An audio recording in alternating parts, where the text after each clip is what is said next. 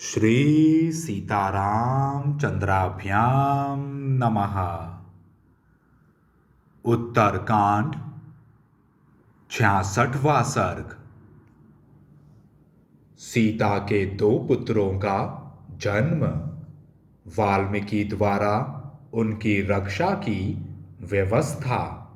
और इस समाचार से प्रसन्न हुए शत्रुघ्न का वहां से प्रस्थान करके यमुना तट पर पहुंचना। जिस रात को शत्रुघ्न ने पर्णशाला में प्रवेश किया था, उसी रात में सीता जी ने दो पुत्रों को जन्म दिया। तदंतर आधी रात के समय कुछ मुनि कुमारों ने वाल्मीकि जी के पास आकर उन्हें सीता जी के प्रसव होने का शुभ एवं प्रिय समाचार सुनाया। भगवान श्री रामचंद्र जी की धर्म पत्नी ने दो पुत्रों को जन्म दिया है।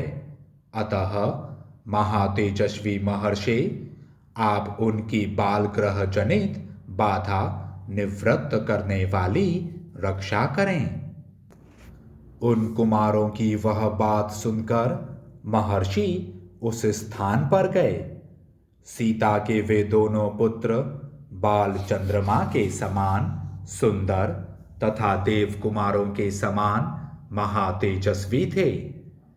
वाल्मीकि जी ने प्रसन्न चित्त होकर सूती कागार में प्रवेश किया और उन दोनों कुमारों को देखा तथा उनके लिए भूतों और राक्षसों का विनाश करने वाली रक्षा की व्यवस्था की। ब्रह्मर्षि वाल्मीकि ने एक कुशाओं का मुट्ठा और उनके लव लेकर उनके द्वारा दोनों बालकों की भूत बाधा का निवारण करने के लिए रक्षा विधि का उपदेश किया। वृद्धा स्त्रियों को चाहिए कि इन दोनों बालकों में जो पहले उत्पन्न हुआ है, उसका मंत्रों द्वारा संस्कार किए हुए इन कुशों से मार्जन करे। ऐसा करने पर उस बालक का नाम कुश होगा और उनमें जो छोटा है उसका लव से मार्जन करें, इससे उसका नाम लव होगा।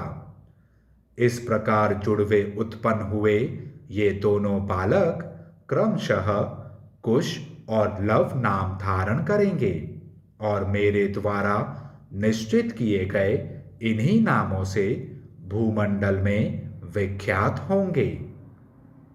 यह सुनकर निष्पाप वृद्धा स्त्रियों ने एकाग्रचित हो मुनि के हाथ के रक्षा के साधनभूत उन कुशों को ले लिया और उनके द्वारा उन दोनों बालकों का मार्जन एवं संरक्षण किया।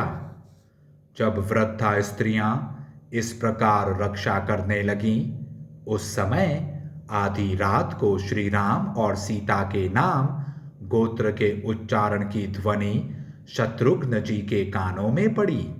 साथ ही उन्हें सीता के दो सुंदर पुत्र होने का संवाद प्राप्त हुआ। तब वे सीता जी की पर्णशाला में गए और बोले, माता जी, यह बड़े सौभाग्य की बात है। महात्मा शत्रुघ्न उस समय इतने प्रसन्न थे कि उनकी वह वर्षाकालिक सावन की रात बात की बात में बीत गई। सवेरा होने पर पूर्वाह काल का कार्य संध्या वंदन आदि करके महापराक्रमी शत्रुघ्न हाथ जोड़ मुनि से विदा ले पश्चिम दिशा की ओर चल दिए। मार्ग में 7 रात बिताकर वे यमुना तट पर जा पहुंचे और वहां पुण्य कीर्ति महर्षियों के आश्रम में रहने लगे। महायशस्वी राजा शत्रुघ्न ने वहां च्यवन आदि मुनियों के साथ सुंदर कथा वार्ता द्वारा कालक्षेप करते हुए निवास किया। इस प्रकार रघुकुल के प्रमुख वीर महात्मा राजकुमार शत्रुघ्न वहां एकत्र हुए च्यवन आदि मुनियों के साथ नाना प्रकार की कथाएं सुनते हुए उन दिनों यमुना तट पर रात बिताने लगे।